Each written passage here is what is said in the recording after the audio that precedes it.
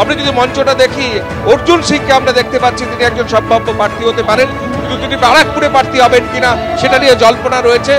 ব্যারাকপুরে অর্জুন সিং কি প্রার্থী হবেন সেটা নিয়ে অবশ্যই একটা জল্পনা রয়েছে। আমরা বাকি যাদের দেখতে পাচ্ছি তাদের প্রার্থী হওয়ার দৌড়ে আপাতভাবে কেউ নেই, কিন্তু যেটা জানা যাচ্ছে যে যারা প্রার্থী হবেন, যাদের সঙ্গে কর্মী সমর্থকদের পরিচয় করিয়ে দেওয়া হবে, তারা মঞ্চের পিছনে আসছেন, তারা ওখানে থাকছেন, মমতা বন্দ্যোপাধ্যায়ের সঙ্গে তারা মঞ্চে উঠবেন এবং একে একে মমতা বন্দ্যোপাধ্যায় তাদের সঙ্গে সাধারণ মানুষের বা কর্মী সমর্থকদের পরিচয় করিয়ে দেবেন। অবশ্যই বসিরহাট, সেদিকে নজর থাকবে। বসিরহাটে কে প্রার্থী হচ্ছেন? বসিরহাটে যিনি সাংসদ নুসরত জাহান তিনি প্রার্থী হচ্ছেন না তৃণমূল সূত্রে খবর। সেক্ষেত্রে বসিরহাটে কোন নতুন প্রার্থী হচ্ছেন সেদিকে একটা মানে অবশ্যই কৌতূহল থাকবে। এবং পাশাপাশি অনুব্রতহীন বীরভূমে এমনিতেই মমতা বন্দ্যোপাধ্যায় ইঙ্গিত দিয়েছেন সেখানে শতাব্দী রায় এবং অসিত পাল তারা প্রার্থী হবেন। সেই ইঙ্গিত কি অটুট থাকে সেদিকেও নজর থাকবে। কলকাতা উত্তরে সুদীপ বন্দ্যোপাধ্যায় প্রার্থী হবেন এমনটাই অভিপ্রেত তৃণমূল সূত্রে জানা যাচ্ছে। দক্ষিণ কলকাতার ক্ষেত্রে বালা রায় কি আবার প্রার্থী হবেন না নতুন চমক দেবেন মমতা বন্দ্যোপাধ্যায়, সেদিকে অবশ্যই নজর থাকবে।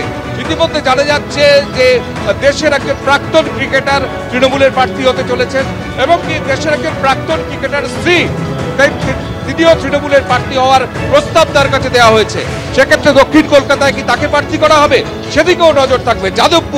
যাদবপুরে মিমি চক্রবর্তী প্রার্থী হচ্ছেন না এমনটা মোটামুটি তৃণমূল সূত্রে একেবারে সরাসরি যে কথা কৃষ্ণেন্দু অধিকারী তুলে ধরছিলেন যে চমক কি থাকতে চলেছে।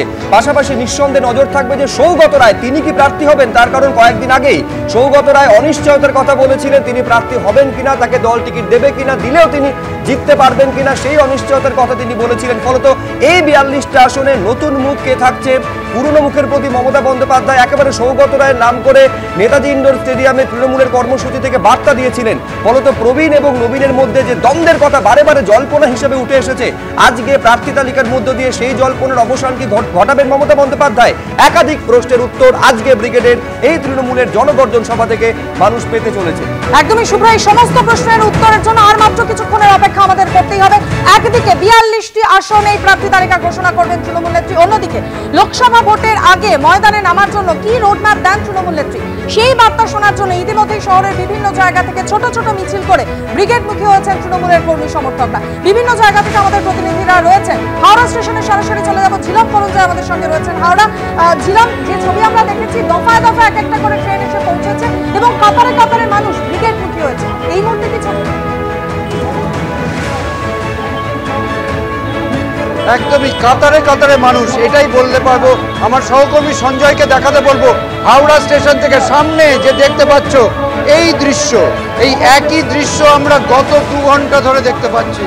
গত 2 ঘন্টা ধরে এরকম ভাবে মানুষের স্রোত, জনগর্জন সভা, বিজেপি বর্জনের যে ডাক দিয়েছেন মুখ্যমন্ত্রী মমতা বন্দ্যোপাধ্যায়, অভিষেক বন্দ্যোপাধ্যায়, সেই ডাকে সাড়া দিয়ে আমরা দেখছি সকালবেলা 9টা থেকে এরকম ভিড়, লাগাতার ঢেউ, একটা করে ট্রেন আসছে, এরকম করে কর্মী সমর্থকদের ভিড় এবং যে ব্যানার লাগানো আছে দেখতে পাচ্ছ অভিষেক বন্দ্যোপাধ্যায়।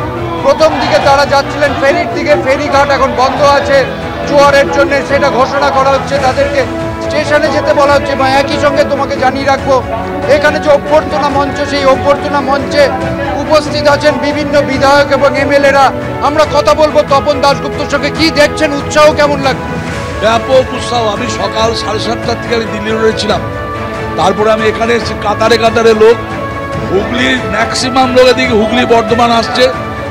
এবং আপনারা জানেন যে কেন্দ্রীয় বঞ্চনার প্রতিবাদে আমাদের সর্বোচ্চ নেত্রী মমতা বন্দ্যোপাধ্যায়, অভিষেক বন্দ্যোপাধ্যায় যে আজকে জনগর্জনের ডাক দিয়েছে, এটা জনগর্জন আজকে ব্রিগেড ছাপিয়ে যাবে।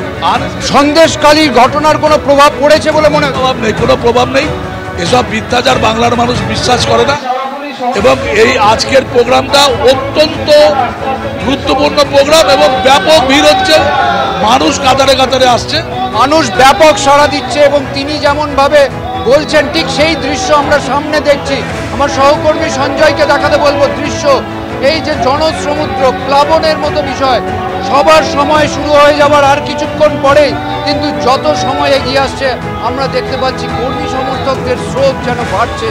এবং হাওড়া স্টেশন থেকে বেরিয়ে আগের স্রোত ছিল যে ফেরিঘাট থেকে যাচ্ছিল, ফেরি যেহেতু বন্ধ আছে, এই মঞ্চ থেকে ঘোষণা করা হচ্ছে, মঞ্চে যেমন রয়েছেন তপন দাশগুপ্ত, রয়েছেন মন্ত্রী স্বপন দেবনাথ, প্রদীপ মজুমদার এবং অন্যান্য এমএলএরা, এবং তারা এই মঞ্চ থেকে ঘোষণা করে যাচ্ছেন মানুষদেরকে কিভাবে এগিয়ে যেতে হবে হাওড়া ব্রিজের দিকে, এবং হাওড়া ব্রিজের দিকে তারা এগিয়ে যাচ্ছেন।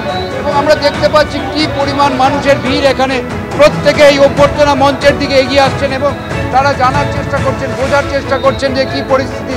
সামনে দেখো আমার সহকর্মী দেখাচ্ছে তৃণমূল ছাত্র পরিষদের ফ্ল্যাগ নিয়ে এখানে একের পর এক যে ছাত্র পড়ুয়া যারা রয়েছেন তারা আছেন, তারা এগিয়ে যাচ্ছেন হাওড়া ব্রিজের দিকে।